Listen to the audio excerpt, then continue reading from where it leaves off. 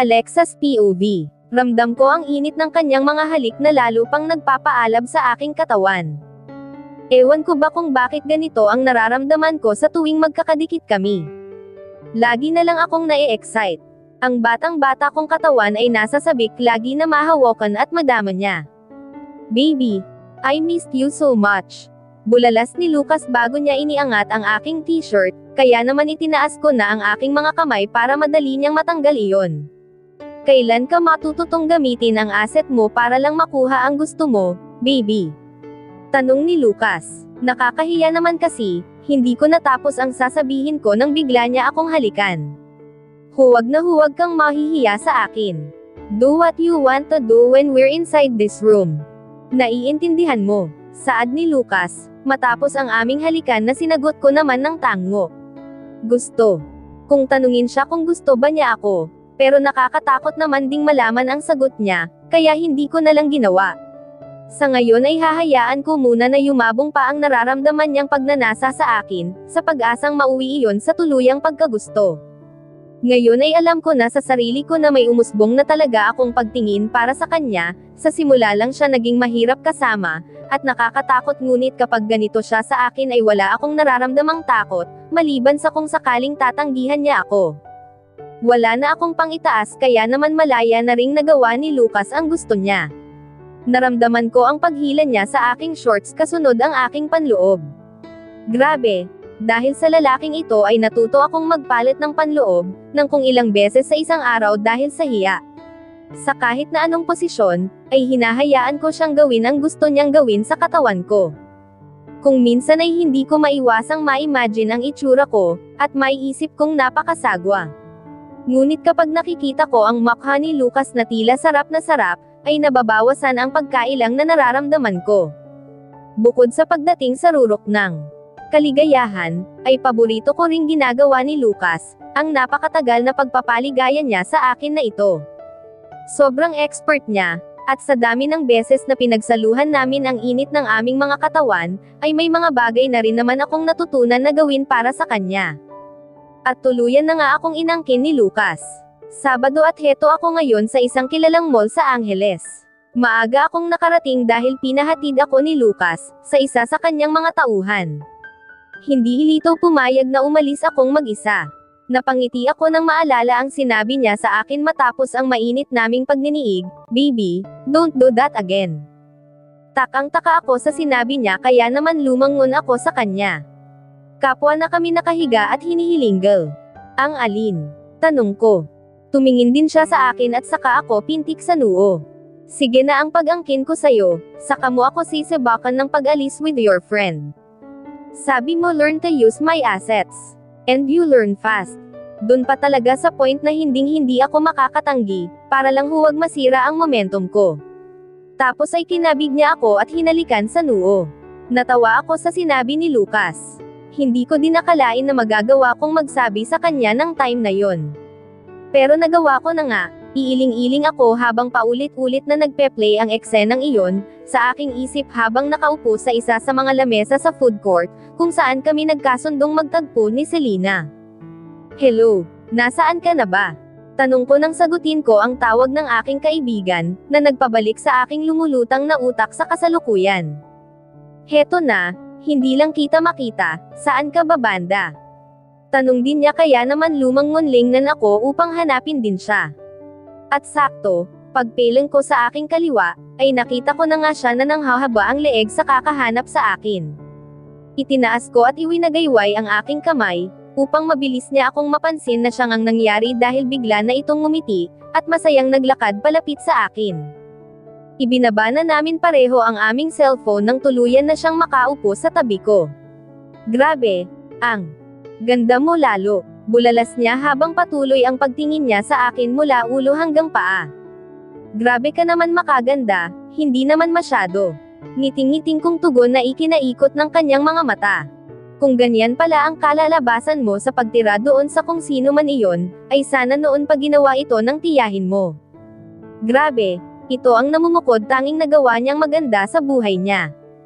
Grabe ka naman Selena, pasalamat pa rin ako na nagkaroon kami ni Meiko ng masisilungan. Imagine mo kung hindi ay sa lansangan pa kami nakatira hanggang ngayon. Umiling-iling siya sa sinabi ko. Pero totoo naman, kung hindi pa rin kami kinupkup nila Tita Soledad, ay baka nga kung saan-saan lang kami napadpad ng kapatid ko. Mas maigi na rin ang nangyari sa amin, dahil kahit papaano ay natuto na rin ako sa buhay sa murang edad. Naisipan naming kumain muna ni Selena ng tanghalian, bago mag-ikot-ikot kahit na alas 11 pa lang ng umaga. Binigyan ako ni Lucas ng pera na ayaw ko na sanang tanggapin, dahil meron naman ako kahit papaano. Ngunit sinabihan niya akong hindi papaalisin kung hindi ko tatanggapin, kaya wala na akong nagawa. Hindi ko na hinayaang gumastos pa ang kaibigan ko, kahit na may dala naman daw siya dahil binigyan din siya ng nanay at tatay niya nang malaman na magkikita kami. Dinagdagan pa nga para daw may libre niya ako. Alam kong kailangan nyo rin yan kaya itabi mo na. Isa pa, di ba sinabi ko na sa'yo na nagtatrabaho na ako? Pagpipilit ko sa kanya para huwag na siyang makatanggi pa. Ikaw na nga ang bahala. Ngumiti ako sa kanya at saka namili ng aming kakainin. Pagkatapos ay nagpahinga lang kami saglit bago nagsimulang mag-ikot-ikot. Nakakalibang at namiss ko ng sobra ang ganitong pagsasama naming magkaibigan. Hindi ko alam kung kailan ito mauulit kaya naman gusto kong lubos-lubusin ang pagkakataon. Ang araw na ito ay inilaan ko sa kanya hanggang sa gabi, dahil nakapag-palm naman ako sa aking trabaho. Nagulat pa nga ako dahil pinayagan ako agad ng aming boss, na kung titingnan ay mukhang hindi nalalayo ang ugali kay Lucas, kahit na napakalambot ng kanyang pangalan. Anyways, enjoy na lang namin ni Selena ang araw na ito. Ano sa tingin mo ito? Tanong ng aking kaibigan nang magawi kami sa department store. Mahilig siya sa mga damit at kung fashion rin lang ang pag-uusapan, ay hindi siya magpapahuli. Bagay na bagay sa'yo yan, masaya kong sabi habang nakatingin sa kanya. Itinapat niya sa kanyang katawan ang kulay light orange na bodycon. Sa puti niya ay kahit na anong kulay ay bumabagay sa kanya. Sure ka, hindi mo ako ino-okay lang ha, at naku talagang bebenggahin kita Alexa. Oo nga, bagay na bagay talaga sa'yo. Kahit ano naman yatang isuot mo ay babagay sa'yo ng husto, dahil sa ganda ng hiyubog ng katawan mo. Hay nako, nanguto pa. Kung maganda ang katawan ko, ano pa ang sayo? Nakataas ang kanyang kilay na tanong. Sinasabi ko lang sa'yo kung ano ang nakikita ng mga mata ko. Kung ayaw mong maniwala di bahala ka. Pero gusto kong malaman mo na lamang lang ako sa hinaharap, at dapat kahit ganun ay maging proud ka dahil wala pa akong nakitang supermodel na naghuhumiyaw ang dibdib, na kagaya nang sa akin. Totoo naman ang sinasabi ko. Mostly sa mga iyon ay hindi naman mga malalaki ang hinaharap. Kaya maging confident ka sa sarili mo. Best friend talaga kita. Ang tuwang-tuwang sabi niya na finally ay napapaniwala ko rin. Ang ending ay hindi rin namin nabili ang damit na gusto niya, dahil kulang ang pera niya. Dadagdagan ko sana pero tinanggihan na niya. Libre mo ako sa pagkain, sa sine at sa kahit na ano, huwag lang sa personal na gamit. Itabi mo ang pera mo para sa kinabukasan mo at ni Miko. Mas magiging panatag at masaya ako, kung malalaman kong masaya kayong magkapatid, at siguradong maayos na ang pamumuhay nyo. Gusto kong maiyak sa sinabi niya, pero pinigilan ko ang aking Cheryl. Ngayon ko mas napatunayan na tunay siyang kaibigan. Dati pa man ay ramdam ko na ang pag-aalala niya at pagmamahal para sa amin ni Miko, ganon din ng kanyang mga magulang. Ngayon ay mas napalapit pa ang aking puso sa kanya, at handa rin akong maging isang tunay na kaibigan na makakasama niya sa hirap at ginhawa.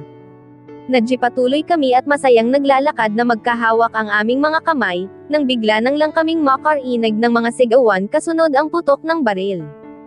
Ano yun? Gulat na tanong ni Selena, mabilis na yumapos sa akin. Hindi na ako nakasagot dahil nagulat na lang ako, nang bigla na lang akong napalayo sa kanya, dahil sa paghila sa akin ng isang lalaki. Tili ni Selena na ngayon ay nakatayo na sa harapan ko habang yapos-yapos ako ng isang lalaki sa aking leeg ng isa niyang kamay, kasabay ng paglitaw sa harapan ng mukha ko, ang isang kutsilyo na hawak-hawak din niya. Huwag kayong lalapit. Sigaw ng lalaki. Nanlaki ang aking mga mata kasabay ang paninigas ng aking katawan. Please, pakawalan mo ang kaibigan ko, umiyak naman na sabi ni Selena. Pakawalan mo siya. Sigaw din ng bagong dating lang na pulis. Huwag kayong lumapit kung hindi ay papatayin ko ang babaeng ito. Hindi ko alam ang gagawin ko. Dahil sa takot at kitang-kita ko rin si Selena, na mukhang ganun din ang nararamdaman. Pakawalan mo ang babae at sumama ka sa amin ng maayos. Seryoso ang mukha ng bagong dating na pulis nang magsalita ito, ngunit may palagay akong hindi siya susundin ng lalaking may hawak sa akin. Umalis ka sa harapan ko, kayo ng mga kasamahan mo, o papatayin ko ang babaeng ito. Matigas na tugon naman ng lalaki. Please naman po kuya, huwag niyo naman po akong idamay, wala na yata ako sa sarili kong katinoan, at naisipan ko pang sabihin iyon sa kanya. Manahimik ka, sigaw nito sa akin. Kung hindi kayo aalis at hindi niyo ako hahayaang makaalis, sa lugar na ito ay sesemain ang babaeng ito. Bilang niya ng sigaw sa nga pulis. Napansin kong may mga tao nang naglabasan ng kanilang cellphone, at mukhang navi-video na rin kami. Ano bang klase ng mga tao ito? Nakuha pang mag-video imbis na gumawa ng paraan, kung paano ako matutulungan. Nakakainis, alam ko naman na wala rin silang magagawa kung sakali, pero hindi ko maiwasan na makaramdam ng ganun para sa kanila. Ang bango pa naman ng babaeng ito. Sabi niya bago ako din ilaan sa aking pisngi, kaya naman nagpapalag ako, ngunit mabilis din akong tumigil, nang itapat niya sa mukha ko ang kutsilyo. Bitawan mo na ang babaeng yan, at huwag mo na akong pahirapan Manzano. Galit na rin na sigaw ng pulis, na ngayon ay nakatutok na ang baril sa lalaki. Subukan mo lang, Calderon. Akala mo ba ay hindi ko alam kung anong klaseng pulis ka? Mautak to hoy. Kahit na gaano ka kagaling bumaril, subukan mong magpaputok, at itong maganda at mabangong babae na ta ang gagawin kong pangga. Parang demonyo talaga ng lalaki, kaya naman sinaniban na ako ng sobrang takot. Napapikit ako at bigla kong naisip si Lucas. Dito na ba matatapos ang buhay ko? Miss, dumilat ako at nalaman ko na ang pulis pala ang tumatawag sa akin. Relax ka lang at ako ang bahala sa'yo. Dahil sa sinabi niya ay biglang tumawa ng malakas pa ang lalaking may hawak sa akin. Kaya imbis na makahinga ako ng maluwag, ay lalo pa akong natakot. Alexa, magtiwala ka sa pulis, ililigtas ka niya. Tumango ako sa kaibigan ko. Alexa pala ha, gagawin kitang anghel sa kama, kapag nakaalis tayo rito. Tapos ay dinilaan na naman ako ng walang hiyang lalaki sa aking tenga. Tili ko, manahimik ka, at mas lalo pa niya akong sinakal, kaya napahawak ako sa kanyang kamay. Naramdaman ko na unti-unti siyang lumakad pa atras, hanggang sa makalapit kami sa gilid malapit sa railings na harang para hindi mahulog ang mga tao na naglalakad sa walkway ng mall. Nasa second floor kasi kami at mula rito, ay makikita ang iba't ibang establishmento sa ibaba.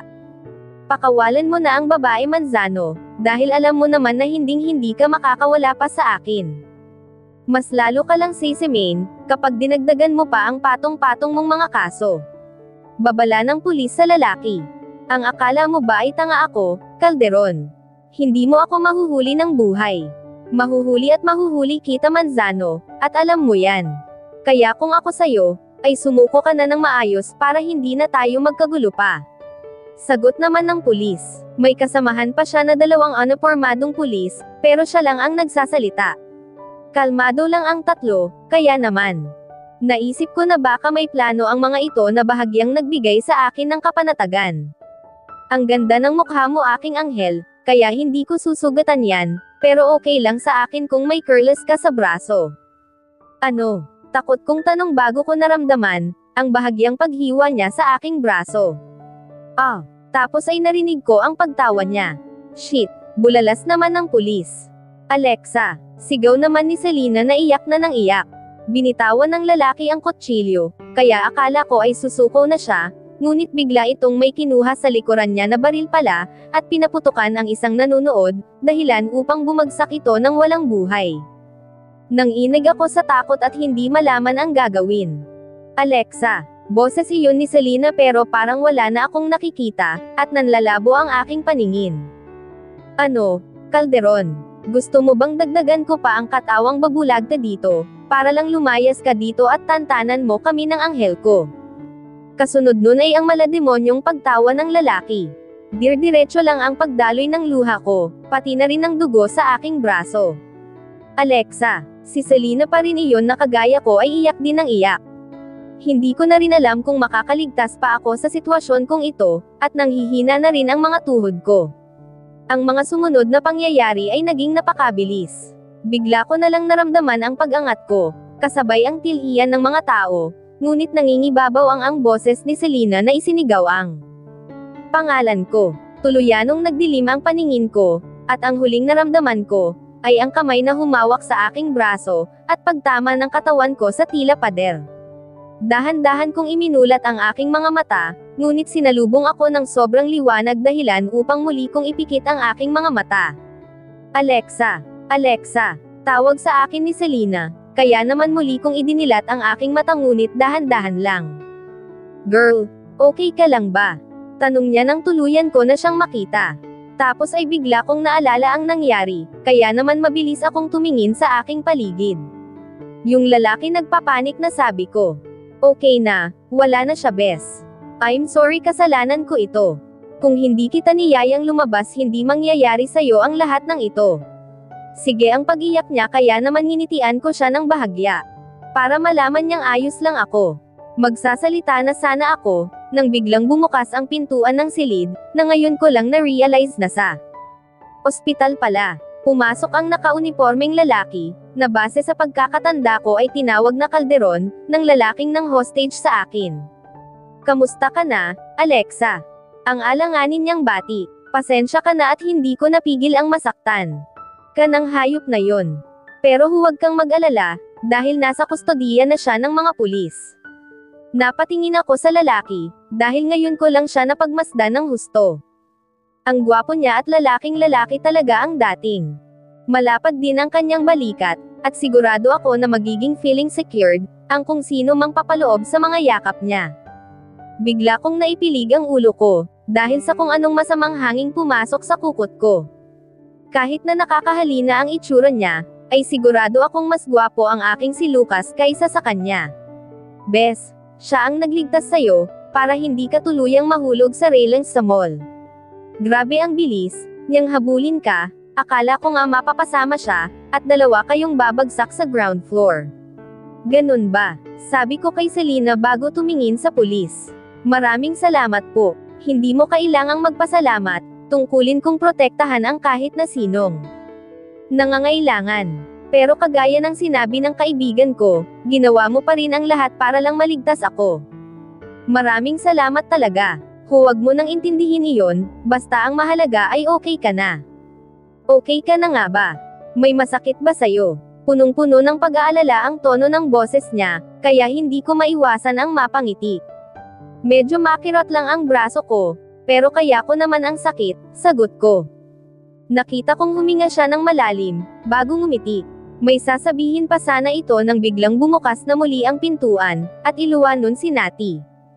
Tuldok, kilala mo ba siya? Tanong ni Selena, 0-0. Nakangiti kong sagot, para hindi mag-isip ng kung ano-ano si Selena. Okay ka lang, Alexa? Alang-inang tanong ni Nati, lagi kasing ma'am ang tawag niya sa akin, at nakuha ko agad na hindi ko pwedeng ipaalam sa pulis, ang tungkol sa kanya at sa tinitirahan ko. Okay naman ako, Ate Nati. Casual ang pagkakasabi ko, para walang mahalata ang sinuman kila Selena, at sa pulis na titig sa katulong ni Lucas.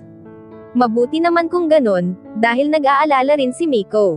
Pasensya ka na at hinanap ka kasi niya. Hindi mo raw sinasagot ang tawag niya eh.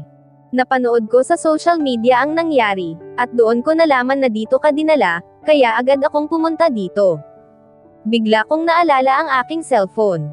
Napansin siguro iyon ni Selena, kaya inabot niya sa akin ang aking bag. Sorry bes, nawala na sa isip ko si Miko. Okay lang yun. Tapos ay tiningnan ko ang aking cellphone, at totoo ngang may missed call ang kapatid ko. Alexa, since nandito naman na ang ate Nati mo, ay maiwan ko na kayo. Pwede ka na din ma-discharge kaya aasikasuhin ko na, para wala ka nang intindihin pa sa bill, at makauwi ka na para makapagpahinga ng maayos. Maraming salamat ulit, David. Tawagin mo na lang akong David. Nakangiti pa kilala niya sa akin, at inumang ang kanyang kamay na tinanggap ko naman sabay sabing. Alexa naman ang pangalan ko. Nice to meet you, Alexa. Nice to meet you too, David. Tapos noon ay iniwan na niya kami, at saka ko sinabi kay Selena kung sino talaga si Natty. Naintindihan naman niya iyon, at hindi na nagsalita pa. Gusto kong tanungin si Natty, kung nasaan si Lucas, ngunit nagdesisyon akong gawin iyon kapag nakauwi na kami. Ayaw ko rin kasing marinig ng kaibigan ko, kung ano man ang isagot ng babae dahil baka mamaya ay magbigay pa iyon ng alalahanin sa kanya.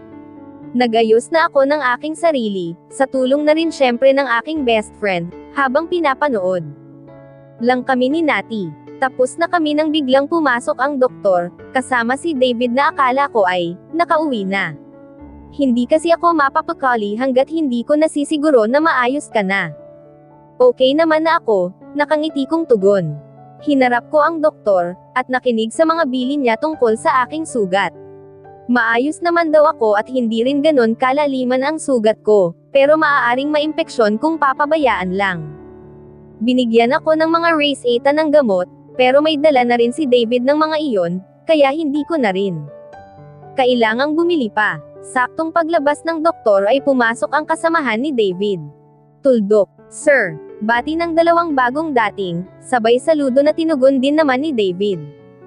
Iniabot nila dito ang dalang paper bag, saka iniabot sa akin at kay Selena. Hindi ko alam na may darating pa, kaya dalawa lang ang napabili ko.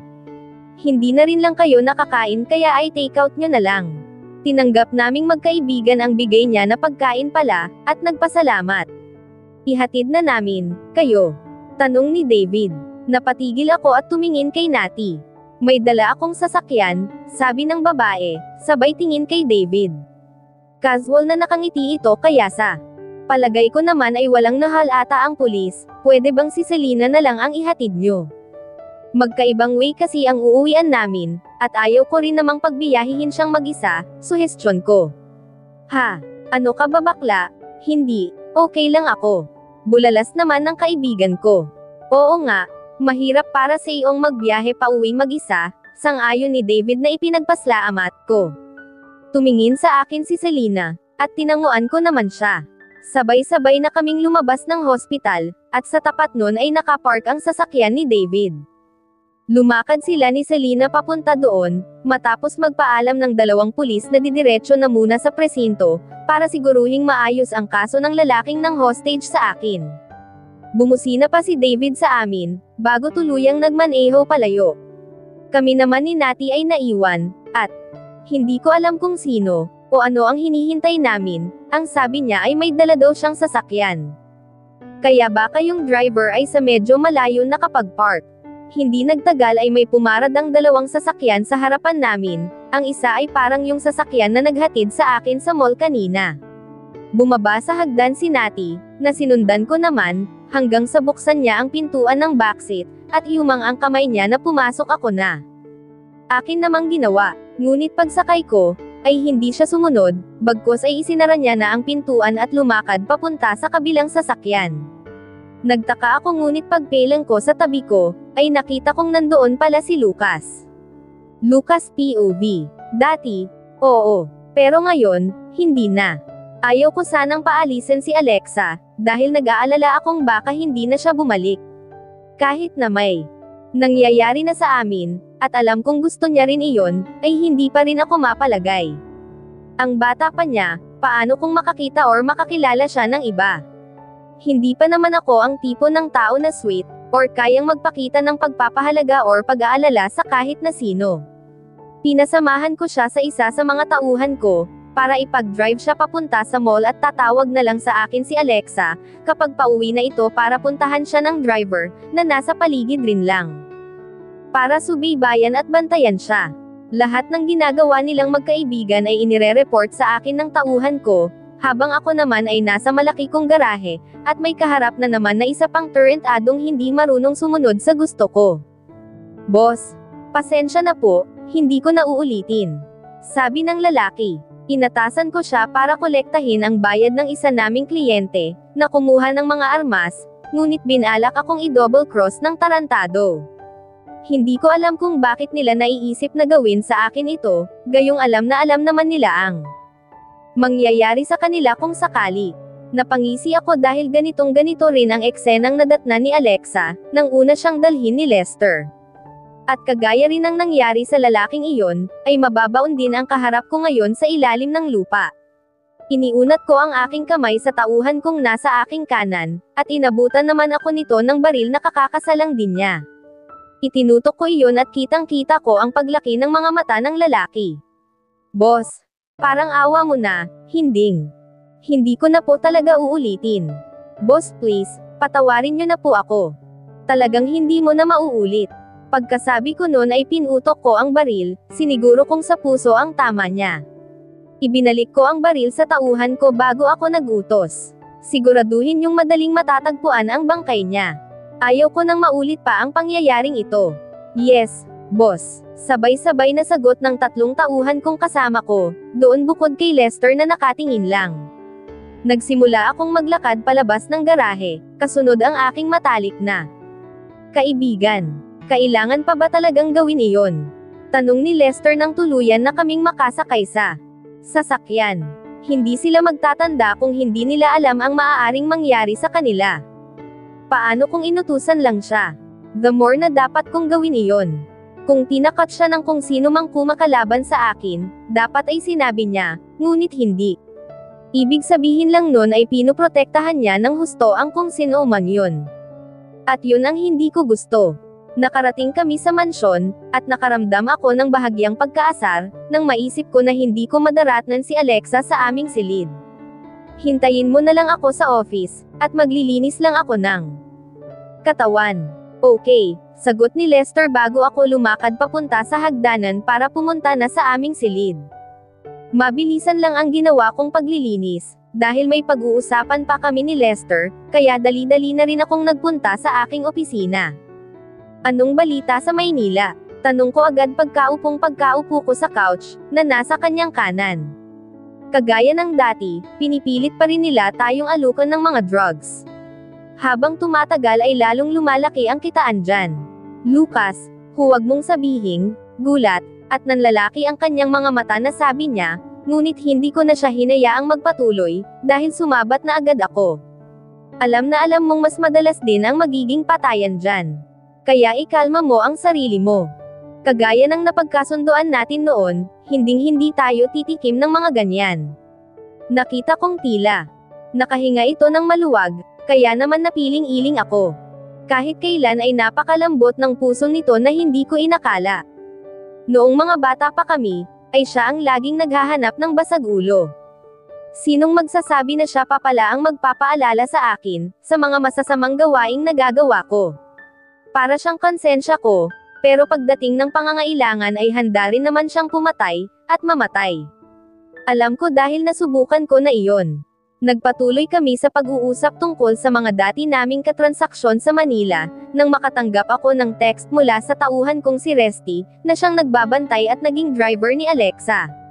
Shit, nasabi ko sabay tayo. Boss, nagkakagulo. Hindi ako pwedeng makisali dahil may mga pulis. Bigla akong kinabahan lalo na nang i-send niya sa akin ang video, kung saan hostage ng isang lalaki si Alexa. Bakit? Si Alexa. Pinakita ko sa kanya ang video, at mabilis naman niyang tinawagan si Resty. Si Calderon ang nandoon, Lucas. Kilala ko si Calderon, matinong pulis ito at sadyang napakagaling. Hindi siya kayang lukohin ng kahit na sino, at mas lalong hindi kayang bayaran. Napag-alaman ko rin na anak ito ng isa sa pinakamayamang pamilya sa bansa, kaya hindi na ako magtataka kung hindi nga ito tumatanggap ng suhol. Sa katunayan ay may share din ako sa kumpanyang pag-aari ng pamilya nila. Huwag mong paalisin si Resty doon, sabi ko kay Lester. Alam na niya yon, syempre. Let's go. Yaya ko sa kanya sabay lakad palabas ng aking opisina. Hindi ako mapapakali, kailangan kong makita at masiguro na ligtas si Alexa. Sandali lang, hintayin muna natin kung anong mangyayari. Paano kung may mangyaring masama kay Alexa? Galit kong tanong kay Lester. Nandoon si Calderon, sa tingin mo ba ay hahayaan niyang may mangyaring masama kay Alexa? Alam ko yon, pero ayaw kong ipagkatiwala sa iba ang kaligatasan niya. Shit, ipinagkatiwala ko na nga kay Resty eh. Dapat pala ay ako na lang ang sumama sa kanya. Hindi ako mapapakali, Lester. Alam ko, pero alam mo rin na hindi tayo dapat bigla na lang lumitaw doon. Siguradong malalagay lalo sa alanganin ang kaligtasan ni Alexa, kapag nalaman ng lahat na malapit siya sa'yo. Napatingin ako sa kanya dahil sa sinabi niya. Oo, Lucas, malapit na siya sa'yo, at alam kong nararamdaman mo na ring mahalaga siya sa'yo. Napahinga ako ng malalim, hindi ko alam ang gagawin ko. Lumipas pa ang ilang saglit at kahit na ayaw ko ay sinunod ko si Lester, ngunit puno ng kaba at agam-agam ang aking dibdib. Hanggang sa tumawag ulit si Resty, at sinabing dinala na sa ospital si Alexa. Hindi na ako nagpaawat pa at tuluyan na akong lumabas ng mansyon papunta sa sasakyan. Nakaabang naman na ang isang tauhan ko, at ipinagbukas na ako ng pintuan paglabas ko sa porch, kasunod pa rin si Lester. Dumiretso kami sa hospital kung saan nandoon na rin si Resty. Sinabi niya sa akin ang silid ni Alexa. Ngunit hindi naman ako makapasok dahil sa mga pulis na nandoon. Pinapunta ko dito si Natty. Nagulat ako nang biglang magsalita mula sa likuran ko si Lester. Kailangang may sumando kay Alexa dito mamaya, at hindi pwedeng ikaw ang makikita nila. Salamat, sabi ko. Buti na lang at nandito siya. I want that bastard that hurt her, Lester. Of course, sabi niya bago ako tuluyang iniwan. Sigurado akong alam na rin niya ang gagawin niya. Samantala, naghintay ako hanggang sa dumating si Natty na na-brief na din ni Lester sa dapat niyang gawin. Sumilip ako sa silid at saktong nakita kong magkahawak kamay sila Alexa at Calderon na hindi ko nagustuhan. Ayaw kong may ibang humahawak sa kanya, dahil akin lang siya at ang katawan niya. Nagpigil ako at bumalik na lang sa sasakyan, dahil alam ko naman na makakauwi na rin si Alexa. Hanggang sa tuluyan ng makaalis ang pulis at ang kaibigan ni Alexa. Lucas, gulat na sabi ni Alexa nang makita niya ako. At dito na po nagtatapos ang ika-7 kabanata ng ating kwento. At sanay muli niyo po akong samahan sa mga susunod pang kabanata. Maraming salamat po, ingat po tayong lahat. Chapter 25.